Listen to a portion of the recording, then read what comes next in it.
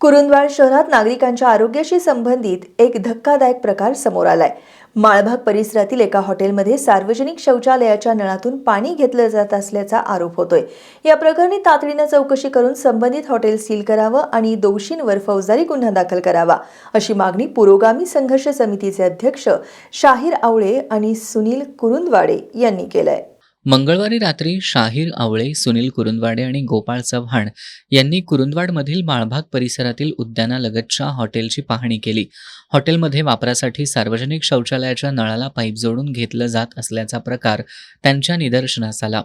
त्यांनी त्याचं चित्रीकरणही केलं। तुकाराम मुंडे यांनी अन्न आणि औषध प्रशासनाचे आयुक्त म्हणून सूत्र स्वीकारल्यापासून राज्यभरात कारवाया सुरू असताना कुरुंदवाडमधल्या हॉटेलमध्ये हा गलिच्छ प्रकार आढळून आल्यामुळे संताप व्यक्त होतोय।